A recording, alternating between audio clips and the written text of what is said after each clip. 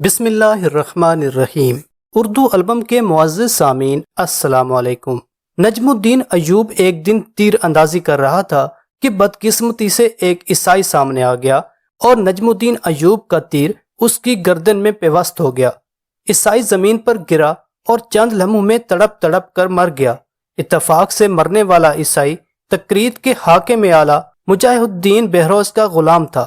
نجم الدین ایوب نے بہت عاجزانہ لہجے میں اپنی صفائی اور معذرت پیش کی، مگر بہروز نے اس کی کوئی دلیل قبول نہیں کی اور شدید غضب کی حالت میں حکم دیتے ہوئے کہا، برسوں کی خدمت کے صلے میں بس اتنی رعایت دی جا سکتی ہے کہ تم دونوں بھائی ہمیشہ کے لیے اپنے ناپسندیدہ چہرے میری نظروں کے سامنے سے گم کر دو۔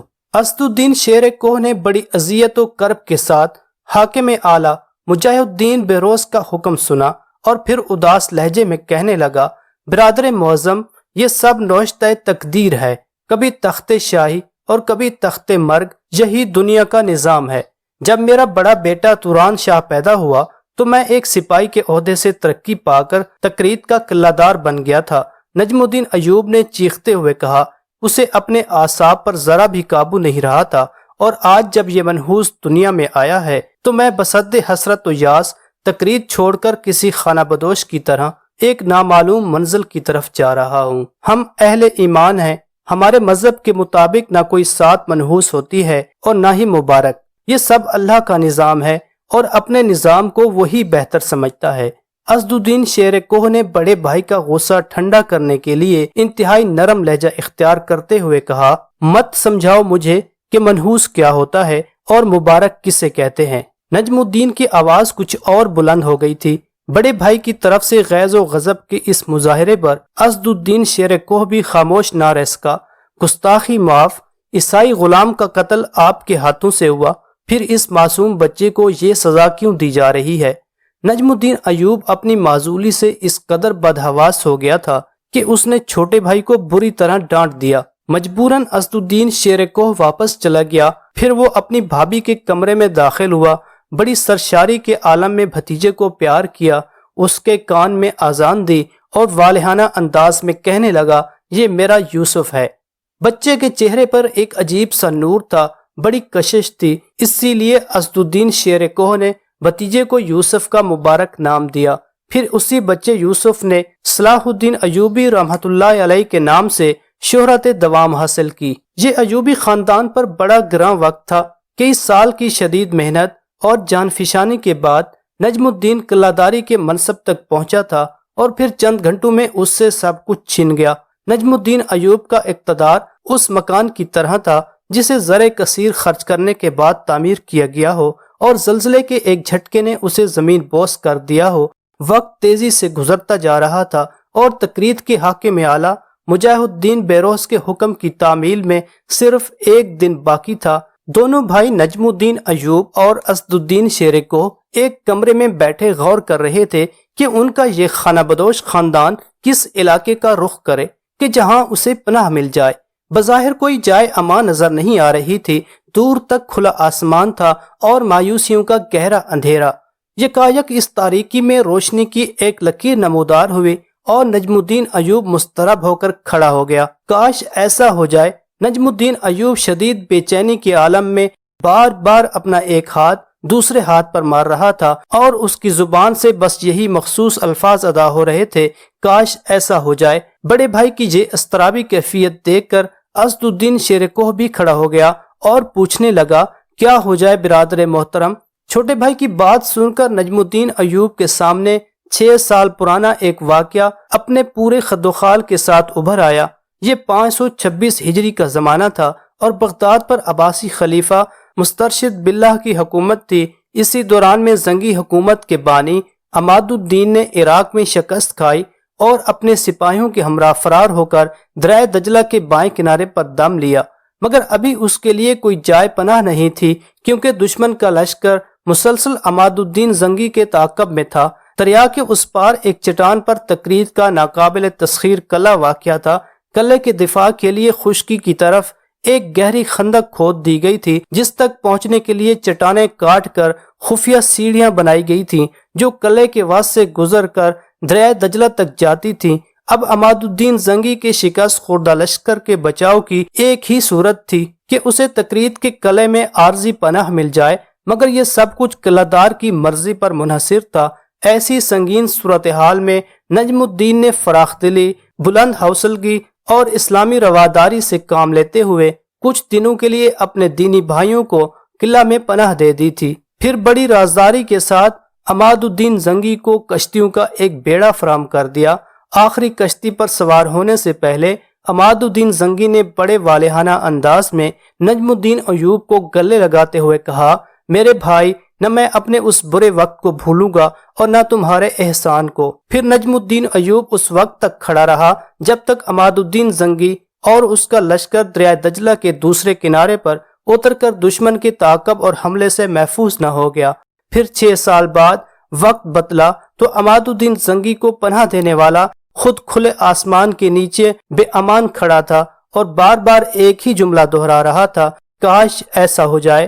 نجم الدین کے ان پر اسرار الفاظ کا صرف ایک ہی مفہوم تھا کہ عماد الدین زنگی کو اپنا وعدہ یاد آ جائے جس نے اس عرصے میں دشمن کو شکست دے کر دوبارہ اپنے علاقے پر قبضہ کر لیا تھا۔ پھر جب نجم الدین ایوب نے اپنے چھوٹے بھائی کو عماد الدین زنگی کی رخصت کا آخری منظر پوری تفصیل کے ساتھ سنایا تو اسد الدین شیر کو بے ساختہ بول اٹھا، آزمائش کی اس گھڑی میں سلطان کے ظرف کو ضرور آزمایا جائے، ڈرتا ہوں کہ کہیں وہاں سے بھی ناکام و نامراد نہ لٹا دیا جاؤں۔ نجم الدین ایوب نے اداس لہجے میں کہا، عیش و اقتدار بہت بڑا فتنہ ہے، جب انسان اسے حاصل کر لیتا ہے تو اپنے برے دنوں کو اس طرح بھول جاتا ہے جیسے اس پر کبھی کوئی مصیبت کی گھڑی گزری ہی نہ تھی۔ آخر ہمارے پاس اس کے سوا چارہ بھی کیا ہے؟ اسد الدین شیر کوہ نے ایک ایک لفظ پر زور دے کر کہا، ہمیں ایک بار سلطان عماد الدین زنگی کے محل پر دستک ضرور دینی چاہیے۔ اگر دروازہ کھل گیا تو ہم سمجھیں گے کہ وہ ایک احسان شناس انسان ہے، ورنہ اللہ کی زمین تنگ نہیں ہے اور وہ بڑا پناہ دینے والا ہے۔ اسد الدین شیر کوہ بڑا اولو العزم اور شجاع نوجوان تھا۔ چھوٹے بھائی کی اس بلند حوصلگی نے نجم الدین ایوب کو بہت سہارا دیا۔ پھر وہ بیوی، چھوٹے بھائی اسد الدین شیر کوہ اور تینوں بیٹے توران شاہ، شمس الدولہ اور یوسف کے ساتھ تکریت کے قلعے سے باہر نکلا۔ اس وقت یوسف صلاح الدین صرف 7 دن کا تھا، اس اعتبار سے اس کا شمار دنیا کے کم سن ترین مہاجروں میں ہوتا ہے۔ پھر دشوار گزار اور طویل فاصلہ طے کر کے چند افراد پر مشتمل یہ قافلہ موصل پہنچا۔ نجم الدین ایوب کو ہرگز امید نہ تھی کہ عماد الدین کے دربار میں اس کی شاندار پذیرائی کی جائے گی۔ زنگی حکمران نے تخت سے اتر کر نجم الدین ایوب کا استقبال کیا اور بڑے والہانہ انداز میں اسے گلے لگاتے ہوئے کہا، خوش آمدید میرے بھائی نجم الدین۔ پھر عماد الدین نے اسے اپنے تخت کے قریب وزیروں کی صف میں کرسی پر بٹھاتے ہوئے بآواز بلند کہا، تم امن و سکون اور عزت و فراغت کے ساتھ موصل میں رہو۔ اس کے بعد زنگی حکمران نے اہل دربار کی طرف دیکھتے ہوئے سورہ رحمان کی یہ آیت مقدسہ تلاوت کی، جس کا ترجمہ کچھ یوں ہے، احسان کا بدلہ سوائے احسان کے کچھ نہیں ہے۔ یہ اس واقعے کی طرف اشارہ تھا جب دربدری کی حالت میں نجم الدین ایوب نے سلطان عماد الدین زنگی کو چند روز کے لیے تکریت کے قلعے میں پناہ دی تھی۔ بدبختی کا زمانہ گزر چکا تھا اور اب خاندان ایوب پر خوش قسمتی کے گہرے سائے پڑنے لگے تھے۔ سلطان عماد الدین زنگی نے نجم الدین ایوب کو اپنے مقرب درباریوں میں شامل کر لیا۔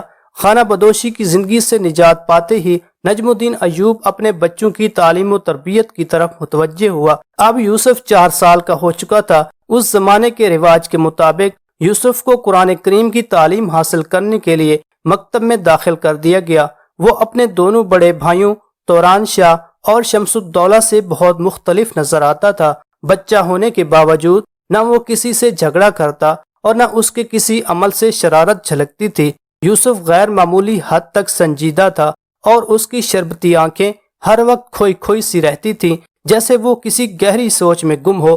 اساتذہ اس کی بہت تعریفیں کرتے تھے۔ یوسف کا حافظہ بہت قوی تھا، سرسری باتوں کو بھی اپنے ذہن میں محفوظ رکھتا تھا۔ زبیدہ اپنے چھوٹے بیٹے سے بہت محبت کرتی تھی، مگر جب موصل آ کر اس کے ہاں چوتھا لڑکا ملک العادل پیدا ہوا تو فطری طور پر ماں کی محبت تقسیم ہو گئی۔ وقت تیزی سے گزر رہا تھا۔ اب یوسف کی عمر 7 سال تھی کہ ایک عجیب واقعہ پیش آیا۔ سلطان عماد الدین زنگی کا دربار آراستہ تھا۔ اتفاق سے اس روز یوسف بھی اپنے باپ کے ساتھ دربار میں موجود تھا۔ موصل میں رہنے والا ایک بوڑھا عیسائی راہب مرد زبان دربار میں داخل ہوا۔ سلطان عماد الدین زنگی نے گرمجوشی کے ساتھ عیسائی راہب کا استقبال کیا۔ میں سلطان کا نہایت شکر گزار ہوں کہ میری درخواست قبول کی گئی اور حکومت کے کارندوں نے وقت سے پہلے خانقاہ کا تعمیری کام مکمل کر دیا۔ پادری مرزبان نے بآواز بلند کہا۔ اس کے لہجے سے سلطان عماد الدین زنگی کے لیے انتہائی عقیدت جھلک رہی تھی۔ اسلامی مملکت میں بسنے والے ہر شخص کے جان و مال اور عبادت گاہوں کی حفاظت حکومت کی اولین فرائض میں شامل ہے۔ سلطان عماد الدین نے انکسار کے لہجے میں جواب دیتے ہوئے کہا، یہ تم پر کوئی احسان نہیں ہے، مگر اس کے جواب میں اتنا ضرور چاہوں گا کہ تم اپنی قوم کو اہل اسلام کی رواداری اور حسن سلوک کے بارے میں ضرور بتاؤ۔ اس واقعے کی مختصر تفصیل یہ ہے کہ عیسائی راہب مرزبان کی خانقاہ بہت شکستہ ہو گئی تھی اور تیز بارش میں اس کی ایک دیوار بھی گر گئی تھی۔ نتیجتاً مرزبان نے سلطان عماد الدین زنگی کی خدمت میں ایک درخواست ارسال کی تھی کہ اس طرف توجہ دی جائے۔ سلطان نے کسی تاخیر کے بغیر اپنے کارندے بھیج کر اس طرح خانقاہ کی مرمت کرا دی تھی کہ اس پر نئی عمارت کا گمان ہوتا تھا۔ جواباً پادری مرزبان سلطان عماد الدین زنگی کے دربار میں شکریہ ادا کرنے کے لیے حاضر ہوا تھا۔ پھر جب مرزبان واپس جانے لگا تو اتفاق سے اس کی نظر 7 سالہ یوسف پر پڑی۔ عیسائی راہب چونک کر رک گیا۔ کچھ دیر تک یوسف کے چہرے کو بہت غور سے دیکھتا رہا، پھر آہستہ قدموں کے ساتھ دربار سے نکل کر چلا گیا۔ سلطان عماد الدین زنگی کے ساتھ دوسرے درباریوں نے بھی مرزبان کے اس ناقابل فہم عمل کو دیکھا تھا، مگر سب سے زیادہ حیرت نجم الدین کو ہوئی تھی۔ پھر دوسرے دن نجم الدین ایوب اپنے بیٹے یوسف کو لے کر عیسائی راہب مرزبان کی خانقاہ میں پہنچا۔ کل تم سلطان کے دربار میں اس بچے کو اتنی غور سے کیوں دیکھ رہے تھے؟ نجم الدین ایوب نے داخل ہوتے ہی بڑے بے باکانہ لہجے میں سوال کیا۔ عیسائی راہب نے نجم الدین کے سوال کا جواب دینے کی بجائے کم سن یوسف کو اپنے قریب بٹھا لیا اور ایک بار پھر اس کی پیشانی کو غور سے دیکھنے لگا۔ نجم الدین ایوب خاموشی سے مرزبان کے چہرے کا جائزہ لے رہا تھا۔ کچھ دیر عیسائی راہب کے ہونٹوں پر مسکراہٹ ابھری۔ اب مجھے یقین آ گیا کہ اس روز میری آنکھوں نے دھوکہ نہیں کھایا تھا۔ مرزبان نجم الدین ایوب سے مخاطب تھا، اگر تم اس بچے کے باپ ہو تو بے شک اس دنیا کے خوش نصیب ترین انسان ہو۔ بڑی عجیب بات تھی۔ نجم الدین ایوب نے بے اختیار ہو کر کہا، ہاں میں ہی اس بچے کا باپ ہوں، مگر تم اس کے چہرے میں کیا تلاش کر رہے ہو؟ میں اس تحریر کو پڑھ رہا ہوں جو خداوند نے اس بچے کے حوالے سے روز ازل میں لکھی ہے۔ پادری مرزبان کے چہرے سے عالمانہ وقار جھلک رہا تھا۔ خالق کائنات ایسے بچے صدیوں میں پیدا کرتا ہے۔ نجم الدین ایوب عیسائی راہب کی پیشگوئی سن کر بہت جذباتی نظر آنے لگا تھا۔ وہ کیا تحریر ہے؟ مجھے بتاؤ۔ میری گناہگار آنکھیں اس آسمانی تحریر کو مکمل طور پر نہیں پڑھ سکتی، پادری مرزبان نے پرسوز عاجزانہ لہجے میں کہا۔ وہ انتہائی نیک اور غیر متعصب راہب تھا، اس لیے کبھی کبھی اس پر قدرت کے راز منکشف ہو جاتے تھے، اور آج اس پر ایک اور راز فاش ہو گیا تھا۔ میں اس بچے کے چہرے پر وہ روشنی دیکھ رہا ہوں جو عظیم الشان شہنشاہوں کے خد و خال میں نظر آتی ہے۔ عیسائی راہب کی بات سن کر نجم الدین پر سخت کسی کیفیت طاری ہو گئی۔ آج تک وہ جس بچے کو اپنے لیے منحوس تصور کرتا تھا، وہی بچہ مرزبان کی نظر میں آنے والے زمانے کا جلیل القدر شہنشاہ بھی ہو سکتا تھا۔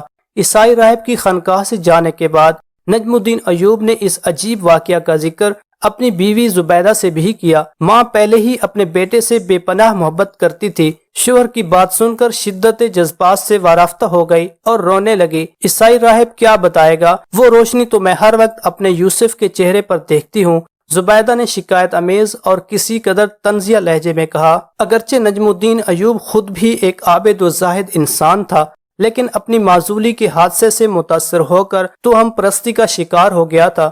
بیوی کی جذباتی کیفیت دیکھ کر خود بھی آبدیدہ ہو گیا۔ اللہ میرے اس گناہ کو معاف کرے کہ میں شیطان کے فریب میں آ کر اپنے بیٹے سے کتنا دور چلا گیا تھا۔ اس واقعے کے بعد نجم الدین ایوب یوسف کی تعلیم و تربیت پر خصوصی توجہ دینے لگا۔ پھر 1 سال بعد ہی نجم الدین ایوب کو اپنی بیوی بچوں کو موصل میں چھوڑ کر ایک خوفناک محاذ جنگ پر جانا پڑا۔ تقریباً 500 سال بعد وقت نے عجیب کروٹ بدلی۔ حضرت عمر فاروق نے جس بیت المقدس کو 16 ہجری میں انسانی خون کا ایک قطرہ بہائے بغیر فتح کیا تھا، اسی متاع عزیز کو اسلام کے وارثوں نے 491 ہجری میں ذلت و رسوائی کے ساتھ گنوا دیا، جس کے نتیجے میں ایک مضبوط عیسائی ریاست قائم ہو گئی اور ایک انتہائی متعصب عیسائی گاڈفرے یروشلم کا شہنشاہ بن گیا۔ اس سے پہلے 2 اور عیسائی سلطنتیں انطاکیہ اور ایڈیسا قائم ہو چکی تھیں۔ ایڈیسا پر جوسلن ثانی کی حکومت تھی، جو اپنی مذہبی عصبیت میں شاہ یروشلم گاڈفرے سے کسی طرح بھی کم نہیں تھا۔ یروشلم، انطاکیہ، روم اور قسطنطنیہ کے بعد مذہبی تقدس کے اعتبار سے ایڈیسا کو عیسائی دنیا میں 5واں درجہ حاصل تھا۔ تاریخی لحاظ سے اس شہر کو الجزیرہ کی آنکھ سمجھا جاتا تھا۔ صلیبیوں نے یہاں زبردست فوجی طاقت جمع کر رکھی تھی اور اس کے ساتھ ہی ایڈیسا کو شاہ یروشلم کی تائید و سرپرستی بھی حاصل تھی۔ مسلمانوں کو اس شہر کی جنگی اہمیت کا بخوبی اندازہ تھا اور وہ ایڈیسا کو اسلامی اقتدار کے لیے ایک مستقل خطرہ سمجھ رہے تھے۔ نتیجتاً 1110 عیسوی سے لے کر 1115 عیسوی تک مسلمانوں نے اس شہر پر مسلسل حملے کیے مگر فتح حاصل نہ کر سکے، یہاں تک کہ شدید مایوسی کے عالم میں تھک کر بیٹھ گئے۔ پھر جب عماد الدین زنگی نے موصل اور دمشق میں دوبارہ اقتدار حاصل کر لیا تو وہ ایڈیسا کی طرف متوجہ ہوا۔ اس موقع پر اس کے بعض مشیروں نے مشورہ دیتے ہوئے کہا، سلطان کو ایڈیسا پر حملہ کرنے کے بجائے اپنے علاقوں کے استحکام کی فکر کرنی چاہیے۔ جوسلن ثانی ایک طاقتور حکمران ہے، مزید یہ کہ اسے شاہ یروشلم کی حمایت بھی حاصل ہے۔ وزیروں کے چہرے سے قبل از وقت شکست و ناکامی کے اندیشے ظاہر ہو رہے تھے، اور مجھے خدائے وحدہ لا شریک کی تائید حاصل ہے۔ عماد الدین زنگی نے اپنی انگوش شہادت بلند کرتے ہوئے انتہائی پرجلال لہجے میں کہا، ایڈیسا اس زہر آلود خنجر کی طرح ہے جو مسلمانوں کی شہرک کے قریب رکھا ہوا ہے۔ اس سے پہلے کہ وہ خنجر حرکت میں آئے میں اسے توڑ دینا چاہتا ہوں۔ وزیروں نے عماد الدین کی اس جوش اور جذبے کو وحشت و جنون سے تعبیر کیا، مگر وہ مرد مجاہد تمام قیاس آرائیوں اور مصلحتوں سے بے نیاز ہو کر طوفان برق و باد کی طرح ایڈیسا کی طرف بڑھا۔ اس جنگ میں نجم الدین ایوب اور اسد الدین شیر کوہ بھی اپنی پوری توانائیوں کے ساتھ شریک تھے۔ ان کے سینوں میں بھی اپنے حکمران کی جہاد کی آگ روشن تھی۔ سلطان عماد الدین زنگی کی حکمت عملی یہ تھی کہ وہ اپنے لشکر کے ساتھ رات کے اندھیرے میں سفر کرتا تھا تاکہ دشمن کے جاسوس اس کی پیش قدمی سے باخبر نہ ہو سکے۔ پھر سلطان عماد الدین زنگی اس ایڈیسا کے قریب پہنچا جب جوسلن ثانی کے سرحدی سپاہی شراب کے نشے میں ایک دوسرے سے چھیڑ چھاڑ کر رہے تھے۔ مسلمان فوجیوں کی تلواریں بے نام ہوئیں اور ایڈیسا کے سرحدی سپاہیوں کی اکثریت دیکھتے ہی دیکھتے خاک و خون میں مل گئی۔ کچھ سپاہی جو مدہوشی کی کیفیت تک نہیں پہنچے تھے وہ فرار ہو کر عیسائی حکمراں جوسلن ثانی کی خدمت میں حاضر ہوئے اور اسے مسلمانوں کے ناگہاں عقابی حملوں کی خبر دی۔ کھلے میدان میں مقابلہ کرنے کا وقت گزر چکا تھا، اس لیے جوسلن ثانی اپنی فوج کے ساتھ قلعہ بند ہو گیا۔ سلطان عماد الدین زنگی نے تیز رفتاری سے آگے بڑھ کر ایڈیسا کے قلعے کا محاصرہ کیا۔ قلعے کے اندر سامان رسد بڑی مقدار میں موجود تھا، اس لیے جوسلن ثانی کو اطمینان قلب حاصل تھا کہ وہ دشمن کی دسترس سے دور رہے گا، اور اگر مسلمانوں کے محاصرے نے زیادہ طول کھینچا تو بالآخر وہ تنگ آ کر قلعے کی مضبوط سنگی دیواروں سے سر ٹکراتے ٹکراتے ایک دن ناکام و نامراد واپس چلے جائیں گے۔ قلعے کا محاصرہ کرنے کے بعد سلطان عماد الدین زنگی کچھ دن تک صورتحال کا جائزہ لیتا رہا۔ پھر اس نے اسلامی طریقہ جنگ کے مطابق نجم الدین ایوب کو عیسائی حکمراں جوسلن ثانی کے نام ایک خط دے کر روانہ کیا۔ جوسلن ثانی کا دربار شاہان قدیم کی طرح قیمتی ساز و سامان سے آراستہ تھا، مگر اسلامی سفیر جوسلن ثانی کے تخت کے قریب پہنچا اور اپنے امیر کا خط عیسائی حکمراں کے حوالے کیا۔